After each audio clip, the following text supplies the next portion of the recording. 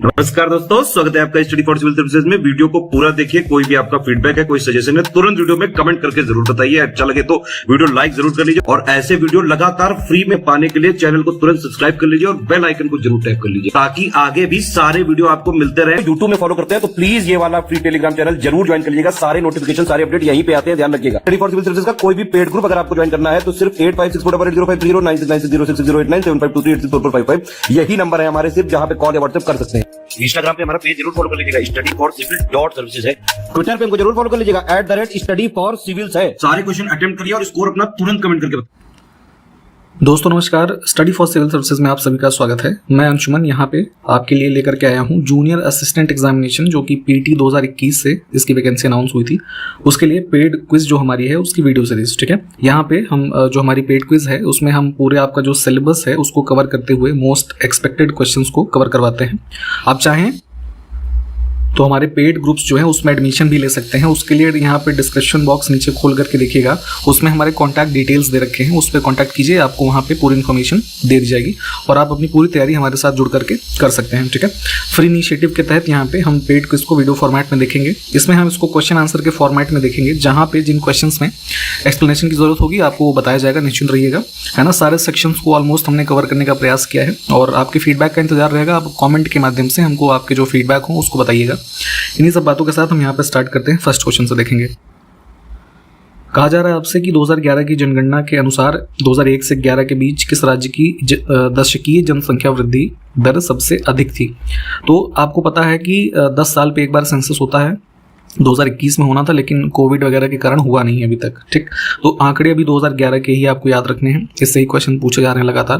तो 2001 से 11 के बीच में जो हमारा डिकेडल ग्रोथ रेट था वो सबसे ज़्यादा मेघालय का था। यानी कि मान लीजिए 2001 में इनकी जनसंख्या अगर 100 लोगों की थी तो ये बढ़ करके इसमें जो वृद्धि हुई 27.8%। ठीक है, तो सबसे ज़्यादा मेघालय में थी। और ओवरऑल अगर हम स्टेट प्लस यूनियन टेरिटरी में देखेंगे तो उसमें सबसे ज़्यादा जो डिकेडल ग्रोथ थी वो दादरा एंड नगर हवेली की थी। ठीक है, वो लगभग 55% से ज़्यादा थी। तो इन सब फैक्ट्स को ध्यान रखेंगे। यहाँ पे डी ऑप्शन हमारा जो है ये करेक्ट है। इसमें देखें किस मुगल बादशाह ने प्रयाग का नाम बदल करके इलाहाबाद कर दिया था। तो उत्तर प्रदेश का जो प्रयागराज सिटी वर्तमान में आप जानते हैं, पहले इसका नाम प्रयाग होता था सिर्फ, फिर मुगल बादशाह अकबर के टाइम पीरियड में इसको इलाहाबाद किया गया और रिसेंटली अभी 2019 में इसको फिर से प्रयागराज कर दिया गया है। ठीक है, फिरोज शाह तुगलक का मकबरा कहाँ पर स्थित है। तो ये आपका इसमें दिल्ली सल्तनत में जो तुगलक डायनेस्टी थी उसके शासक फिरोज शाह का मकबरा दिल्ली में है। नेक्स्ट है, निम्नलिखित में से कौन सा राज्य जल मार्ग विकास परियोजना के अंतर्गत नहीं आता है। तो जल मार्ग विकास परियोजना बेसिकली जो हमारा नेशनल ये वाटरवे फर्स्ट है ना, कहाँ से है, प्रयागराज से लेकर के हल्दिया तक वेस्ट बंगाल में, है ना। तो इस पे ही यहाँ पे नेविगेशन फैसिलिटी को बढ़ाने के लिए वर्ल्ड बैंक से सपोर्टेड एक प्रोग्राम है। तो इसमें जो गंगा नदी वाले राज्य हैं वही कवर होते हैं। तो उत्तर प्रदेश, बिहार और इसमें उत्तराखंड को हम और चुनेंगे। ठीक है, नेक्स्ट है कि भारतीय दूरसंचार नियामक प्राधिकरण, जिसको कि आप शॉर्ट फॉर्म में ट्राई कहते हैं, जो हमारे टेलीकम्युनिकेशन की रेगुलेटिंग अथॉरिटी है इंडिया में, इन्होंने पहली बार एक स्कीम जिसका नाम है पीएम वानी, इसकी सिफारिश किस वर्ष में की थी। तो पीएम वानी बेसिकली एक प्रकार की स्कीम है, इसका फुल फॉर्म है prime minister's wifi access network interface. ठीक है, तो पब्लिक प्लेसेस पे वाईफाई की सुविधा उपलब्ध कराने के लिए स्कीम चलाई गई थी। कब, दिसंबर 2020 में लॉन्च किया गया है, लेकिन सबसे पहले इसकी सिफारिश की गई थी 2017 में। नेक्स्ट है उत्तर प्रदेश स्टार्टअप फंड की स्थापना उत्तर प्रदेश सूचना प्रौद्योगिकी और स्टार्टअप नीति जो कि किस वर्ष में आई थी उसके तहत की गई है। तो देखिए यहाँ पे हमारा जो उत्तर प्रदेश की आईटी और स्टार्टअप पॉलिसी आई थी 2017 में। ठीक है, जिस वर्ष योगी सरकार आई थी पहली बार, तो उसी के अंतर्गत स्टार्टअप्स को सपोर्ट करने के लिए उत्तर प्रदेश स्टार्टअप फंड की भी व्यवस्था की गई थी, है ना। तो ध्यान रखेंगे इन दोनों चीज़ों को। नेक्स्ट है कि उत्तर प्रदेश में डायल 100 सेवा किस वर्ष में शुरू की गई थी। तो पुलिस की एक सुविधा है ना डायल 100, तो कई सारी इसकी पेट्रोलिंग वैन होती हैं, तो क्विक एक्सेस लोगों को मिले पुलिस का सपोर्ट, उसके लिए योजना शुरू की गई थी जब अखिलेश यादव सरकार में थे वर्ष 2016 में। नेक्स्ट है उत्तर प्रदेश कौशल विकास मिशन के अंतर्गत किस आयु वर्ग के लोग प्रशिक्षण हेतु पात्र हैं। तो यूपी की जो स्किल डेवलपमेंट मिशन है ना, जैसे प्रधानमंत्री स्किल डेवलपमेंट वाली एक योजना है, तो उसी प्रकार से उत्तर प्रदेश वाली जो है उसमें 14 से लेकर के 35 वर्ष की आयु के बीच के जो लोग हैं वो ट्रेनिंग वगैरह पा सकते हैं, फर्दर जो एम्प्लॉयमेंट में उनको यूज हो सके। इसमें देखिए निम्नलिखित में से कौन वाद्य यंत्र सरोद बजाने के लिए प्रसिद्ध है। ठीक है, एक वाद्य यंत्र होता है सरोद, तो सरोद के प्लेयर फेमस हैं अमजद अली खान, जिसमें सी विकल्प करेक्ट हो जाएगा। बिस्मिल्लाह खान को आप जानते हैं, शहनाई वादक हैं, बहुत ही ज़्यादा फेमस। रविशंकर जी को जानते होंगे, ये सितार वादक हैं। और जाकिर हुसैन जो है ये तबला वादक हैं। अलाउद्दीन खिलजी के प्रशासन में बरीद ए मुमालिक किस विभाग का प्रमुख अधिकारी था। तो देखेंगे दिल्ली सल्तनत में खिलजी डायनेस्टी में जब अलाउद्दीन खिलजी शासन में आया तो उसने यहाँ पे बरीद ए मुमालिक है ना, इस विभाग के अंतर्गत जो नियुक्ति की अधिकारी की, तो उसका काम था गुप्तचर का कार्य करना, या कह लीजिए जो इंटेलिजेंस वाली न्यूज़ थी उन सबको गैदर करना। तो बी विकल्प को चुनेंगे।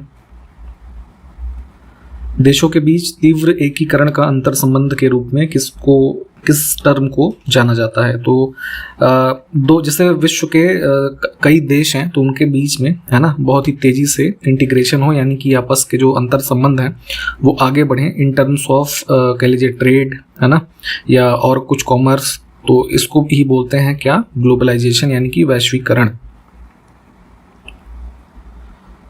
एक गैर सूचीबद्ध कंपनी के द्वारा जनता को पहली बार अपने शेयरों की बिक्री के प्रस्ताव को किस रूप में जाना जाता है। तो शेयर मार्केट जैसे होता है तो वहाँ पे कुछ लिस्टेड कंपनीज होती हैं जो बड़ी कंपनीज है जैसे, और कुछ नई कंपनीज है ना जो नॉन लिस्टेड हैं। तो अगर नॉन लिस्टेड कंपनी पहली बार अपने शेयर पब्लिक के लिए जो है लेकर के आती है, जो लोग शेयर वगैरह खरीदते हैं, तो उसको IPO बोला जाता है। ठीक है, इसका फुल फॉर्म होता है initial public offering. As a fact याद रखिएगा इसको। इसमें देखिए इक्तादारों की आय का आकलन करने के लिए ख्वाजा, जिसको कि साहिब दीवान भी कह सकते हैं, इसकी नियुक्ति किसने की थी। तो दिल्ली सल्तनत में देखेंगे इक्तादार का एक सिस्टम होता था। बेसिकली जो कह लीजिए लैंड एरिया है ना, उसके गवर्नर्स होते थे और ये मिलिट्री कमांडर्स होते थे बेसिकली। तो अब देखेंगे तो ऐसे जो इक्तादारों के है ना इन लैंड एरिया से जो इनकम हो रही थी उसको एसेस करने के लिए इनके ऊपर एक ऑफिसर की नियुक्ति की गई जिसका नाम था ख्वाजा है ना, साहिब दीवान कह लीजिए, और ये बलबन ने किया था। इसमें देखें मुबारक खिलजी ने लगभग कितने वर्षों तक शासन किया। तो खिलजी डायनेस्टी का रूल देखेंगे 1290 से 1320 के मध्य रहा, और उसी में ये मुबारक शाह जो है ये अंतिम के वर्षों 1316 से 20 तक। ठीक है, तो 4 साल हो गए लगभग। दिल्ली सल्तनत के किस राजवंश ने सबसे कम समय तक शासन किया। तो ये वही खिलजी ही थे, अभी हमने बताया ना 1290 से 1320 तक। ठीक है, बाकी अन्य जो डायनेस्टीज हैं जैसे तुगलक, सैयद लोदी या ये गुलाम वंश, तो इन सब के शासनकाल इनसे ज़्यादा ही रहे थे। तो इन सब की टाइमलाइन एक बार अपने लेवल पर प्लीज़ थोड़ा देख लीजिएगा।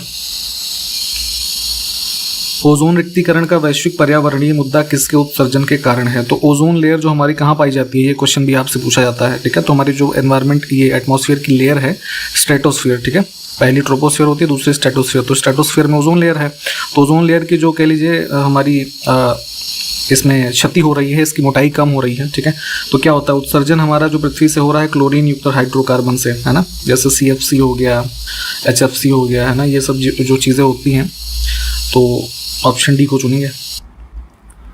इसमें कौन सा युग्म सुमेलित नहीं है किस बात के लिए कि अलाउद्दीन खिलजी ने कुछ आक्रमण किए और जिन किलों पे किए तो उसके शासक उस समय कौन थे है ना, उसका यहाँ पे नाम लिखा हुआ है।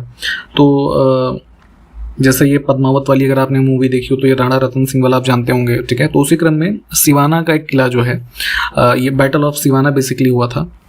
तो सिवाना फोर्ट था, तो वहाँ का किंग थे ये आपका, इनका नाम था सतल देव।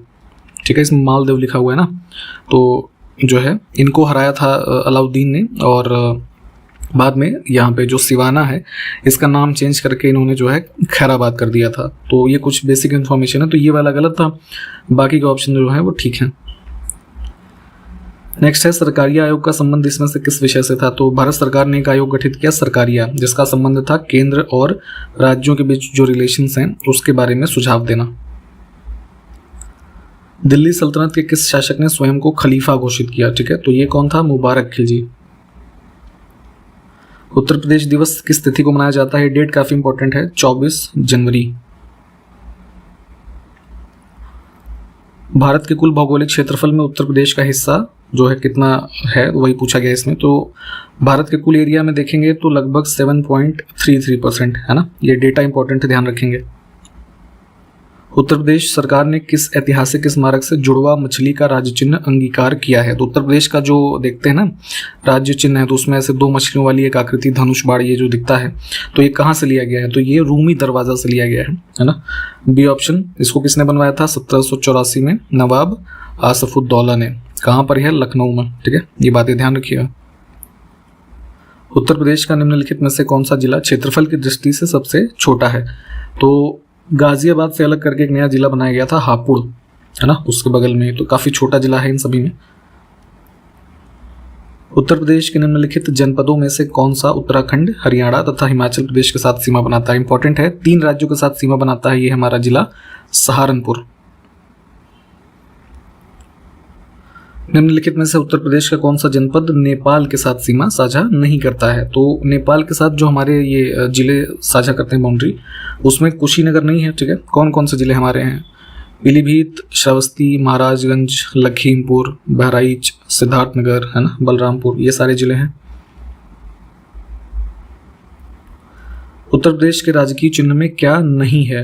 तो जो हमारा ये राज्य चिन्ह बनता है ऐसे गोल आकृति में, ठीक है, देखेंगे इसमें जो है यहाँ ऊपर में धनुष बाण है, ठीक है, बगल में 2 मछलियां हैं, ठीक है, और तीर भी इसी में है। तो पिकॉक यानी कि मोर जो है ये इसमें नहीं है। थोड़ा एक बार गूगल करके इसको देख लीजिएगा।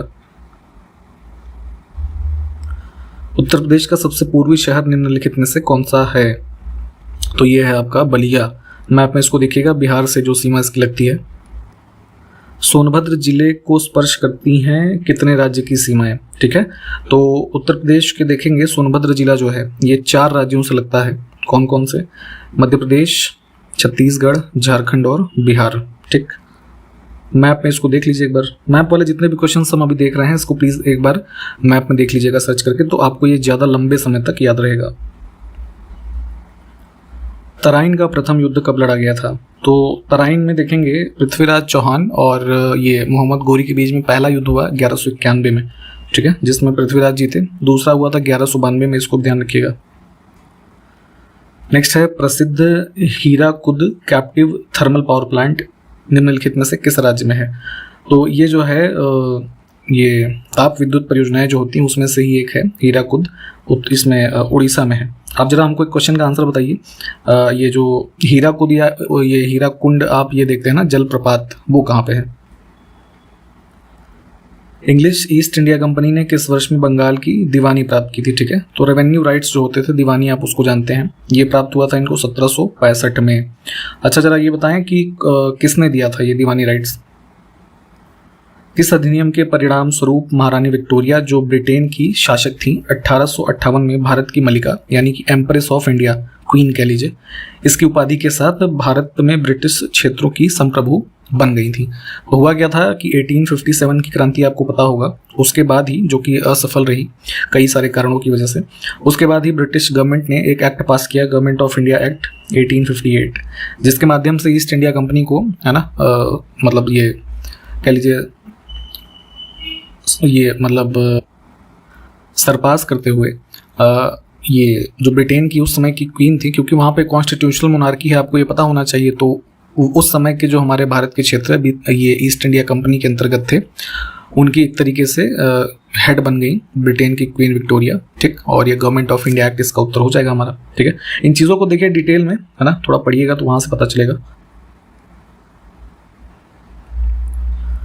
इसमें से कौन सा देश अंतर्राष्ट्रीय क्रिकेट परिषद, जो कि ये मेंस वर्ल्ड कप होने वाला है अगला, तो उसकी मेज़बानी करेगा? तो 2023 का वर्ल्ड कप इंडिया में ही होना है। ठीक है, ध्यान रखिएगा, लगभग अक्टूबर या नवंबर के महीने में होगा। अब यहाँ पे हम कुछ रीजनिंग के क्वेश्चंस को देखेंगे। ठीक है, यहाँ पे हम आपको इसके क्वेश्चंस के आंसर बता देंगे, क्योंकि इसमें हमारे पास कुछ वीडियो में टाइम लिमिट होती है तो बहुत ज़्यादा एक्सप्लेन कर पाना पॉसिबल नहीं है। इसको यहाँ पे जिसमें कुछ में हमें लगेगा कि डिटेल बतानी ज़रूरी है उसको बता देंगे, ठीक है। आपको प्रैक्टिस चूँकि रीजनिंग की खुद के लेवल पे करनी पड़ेगी, अदरवाइज हम कितना भी बता लें, जब तक वो आप रीजनिंग या मैथमेटिक्स खुद से नहीं करते हैं वो आपको नहीं आएगा, ठीक है।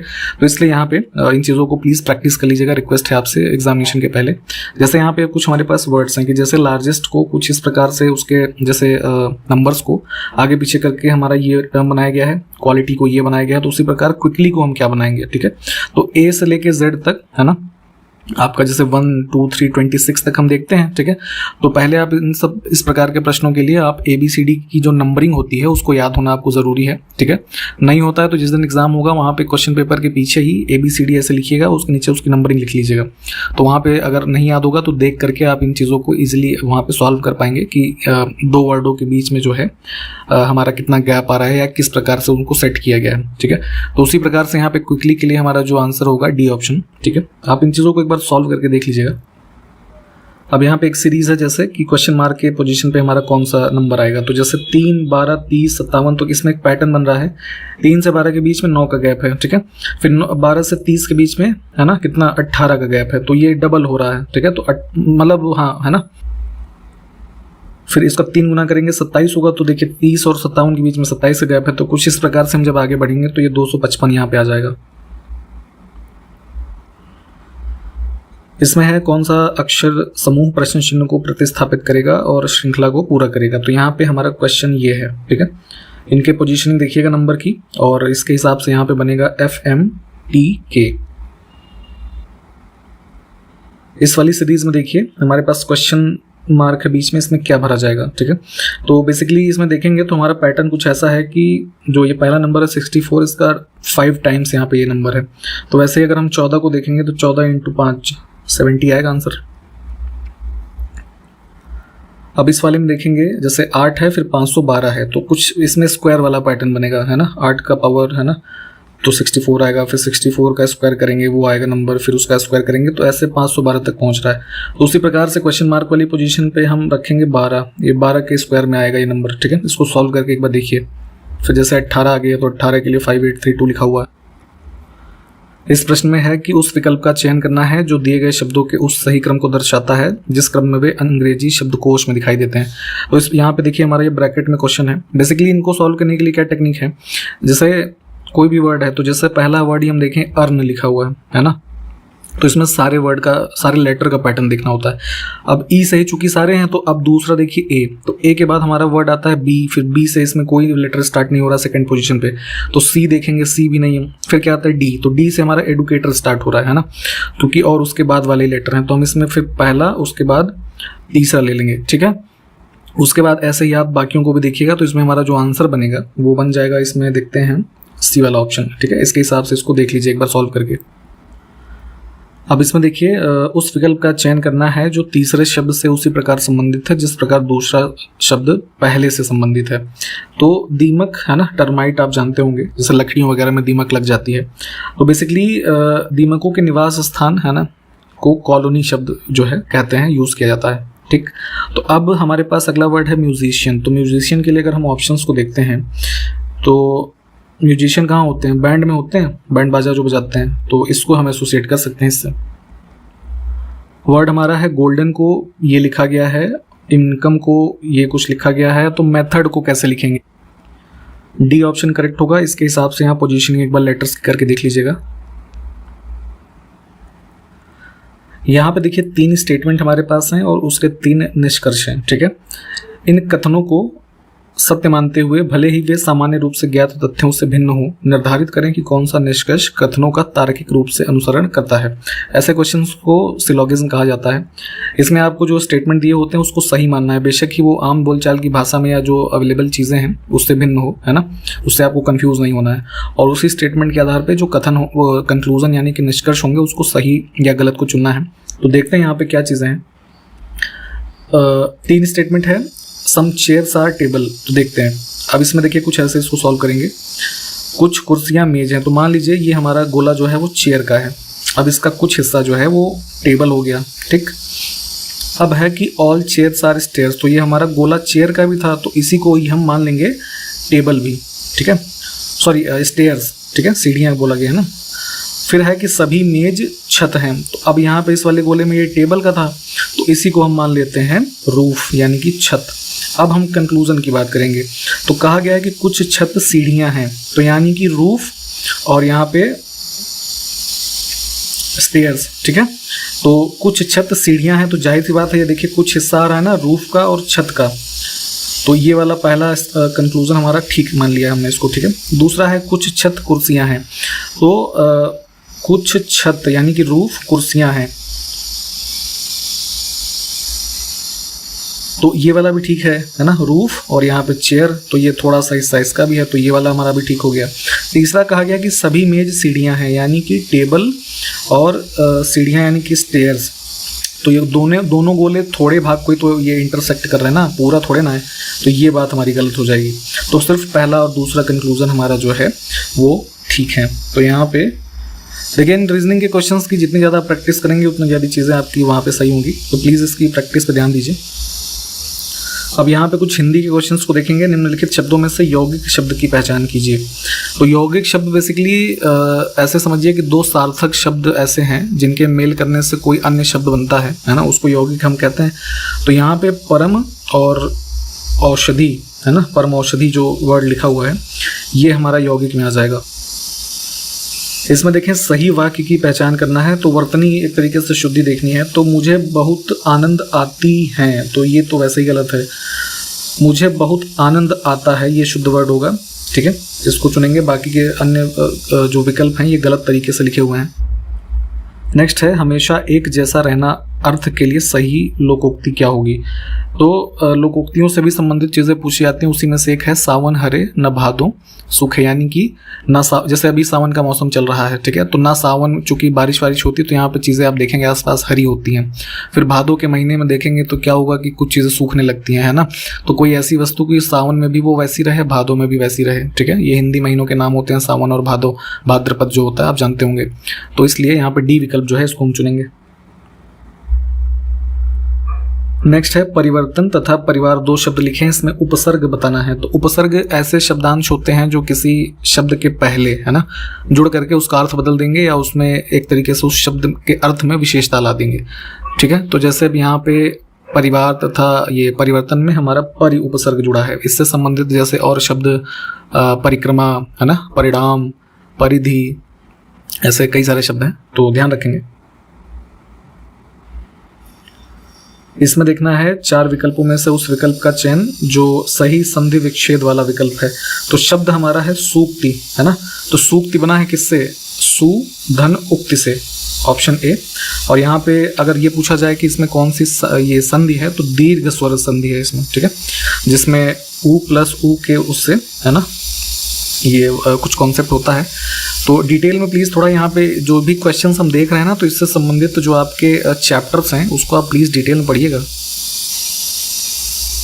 नेक्स्ट है सम उपसर्ग से बना हुआ शब्द इसमें से कौन सा है, तो ये होगा संयोग, ठीक है, सम धन योग, ठीक। इसमें देखें सूर्योदय में कौन सी संधि है, तो सूर्योदय में सूर्य प्लस उदय ये हमारे शब्द का संयोजन है, ये तो गुण संधि होती है। गुण संधि में क्या है कि जैसे उ और है ना, उ का मेल होने पे क्या बनता है हमारा ओ शब्द बनता है, तो यहाँ पे इस वजह से ये हो जाएगा। इन संधियों के बारे में देखें डिटेल में पढ़िएगा प्लीज़। इसमें शुद्ध वाक्य बताना है, तो उसे शिमला जाना है, डी वाला विकल्प जो है इसमें सबसे उपयुक्त है। एक शब्द है सज्जन, इस शब्द में समास हमको बताना है, ठीक है। तो कर्मधारय समास हो जाएगा। इसमें बेसिकली कर्मधारय समास में क्या होता है कि दो शब्दों का जो कह लीजिए युग्म बन रहा है, तो उनके बीच में विशेषण और विशेष्य का संबंध हो या उपमान उपमेय का संबंध हो, ठीक है। और जैसे विग्रह भी करेंगे है ना अगर उस शब्द के पहचान की, तो दोनों शब्दों के बीच में के समान है ना ये भाव आना चाहिए। तो सज्जन में भी वही हो रहा है कि एक ऐसा जन है जो बहुत ही आदरणीय है ना, अच्छा है, तो सज्जन उस तरीके का शब्द बनता है हमारा। तो ए विकल्प को चुनेंगे हम। नेक्स्ट है वाच्य के कितने भेद होते हैं, ठीक है। तो वाच्य देखेंगे इसमें प्रयोग के अनुसार 3 प्रकार के हम वाच्य पढ़ते हैं। कौन कौन से, कर्तृवाच्य होता है, कर्मवाच्य होता है और भाववाच्य होता है। इंग्लिश में जैसे इसको आप एक्टिव वॉइस बोलते हैं, इसको पैसिव वॉइस, और यहाँ पे इसको इम्पर्सनल वॉइस। ठीक, तो 3 प्रकार के हो जाएंगे हमारे एग्जाम्पल। अगला है अंक शब्द के अनेकार्थी शब्द समूह का चयन करना है। तो अंक जो हमारा वर्ड है, इसके अनेकार्थी यानी कि जो कह लीजिए इंग्लिश में आप सिनोनिम कहते हैं, तो गोद, संख्या, अध्याय, इसके अलावा चिन्ह, है ना, भाग्य भी कई बार बोला जाता है, और ये जैसे किसी नाटक का अंक है ना, तो ये सभी इसके जो है अनेकार्थी शब्द हैं। अपराध बोध से होने वाली ग्लानि वाक्यांश के लिए एक शब्द। तो अपराध करने के बाद आपको क्या होता है? पश्चाताप होता है ना, तो वही है, आपको अपराध से होने वाली ग्लानि है। पथ शब्द का उचित समानार्थी शब्द कौन सा है? तो पथ यानी कि मार्ग, रास्ता।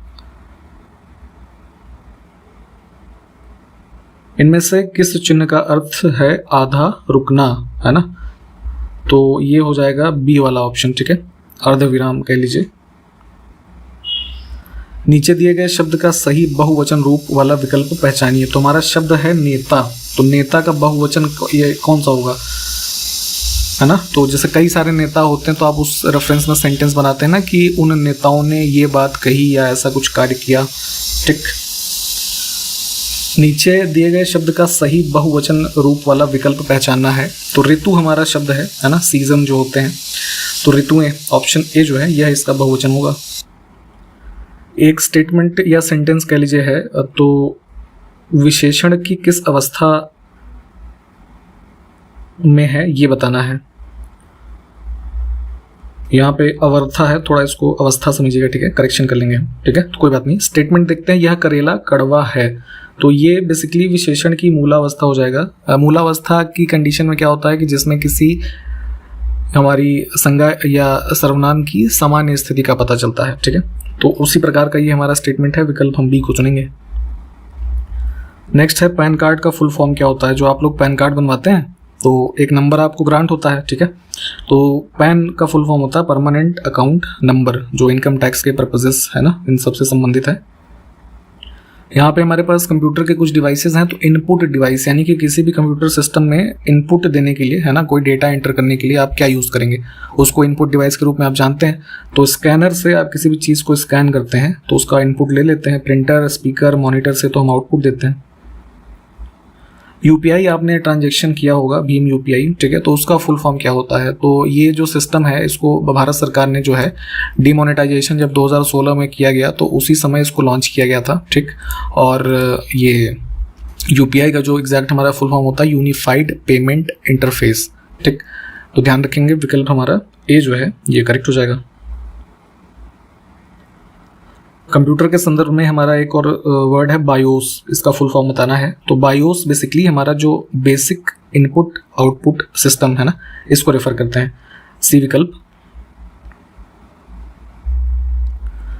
नेक्स्ट है डिजी लॉकर में यूजर को कितना स्पेस मिलता है। तो भारत सरकार ने एक एप्लीकेशन लॉन्च किया था जहां पे ऑफिशियल डॉक्यूमेंट्स जो हैं आप उसको है ना इसमें स्टोर कर सकते हैं और कुछ अन्य प्रकार की चीज़ें। तो इसके लिए हर इंडिविजुअल के लिए 1 GB का जो स्टोरेज है वर्चुअल, ये इस एप्लीकेशन के थ्रू जो है दिया जाता है। तो ध्यान रखेंगे, विकल्प ए।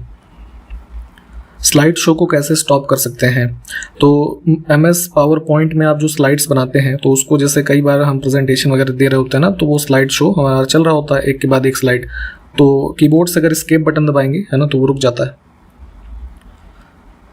वेबसाइट किसका संग्रह होता है। तो जो वेबसाइट्स आप यूज़ करते हैं, ठीक है, वो कई सारे हमारे वेब पेजेस, और वेब पेज में क्या होता है हमारा जो रेलेवेंट कंटेंट हम उस वेबसाइट में पब्लिश करना चाहते हैं, ठीक है, वो होता है। तो कई सारे ऐसे वेब पेजेस का संग्रह है हमारा कोई भी वेबसाइट, जैसे www.studyforcivilservices.com। ठीक है, ठीक। तो यहाँ तक हमने जो भी क्वेश्चंस देखे हैं, प्लीज़ उसको आप इसको वीडियो को अच्छे से देख लीजिएगा। जो रीजनिंग के क्वेश्चंस हमने देखे हैं उसको आप सॉल्व कीजिएगा और यहाँ पे मैप वाली चीज़ों को मैप में लोकेट करना है। हमारे ग्रुप्स में एडमिशन लेने के लिए ये देखिए 3 कॉन्टैक्ट नंबर हैं, इस पर कॉन्टैक्ट कर सकते हैं आप, ठीक है। और हमारे यूट्यूब चैनल से भी जुड़ें। स्टडी फॉर एग्ज़ाम एक हमारा चैनल है, उस पर भी यहाँ पे और डिटेल्स जो इस एग्ज़ाम से संबंधित वीडियोज़ हैं वहाँ पे प्रोवाइड करवाए जाएंगे, ठीक है। तो इन सब इनिशिएटिव से जुड़ें और हम इस सीरीज़ को आगे कंटिन्यू करेंगे। आपके जो भी फीडबैक है उसको कॉमेंट के माध्यम से बताइएगा, ठीक है।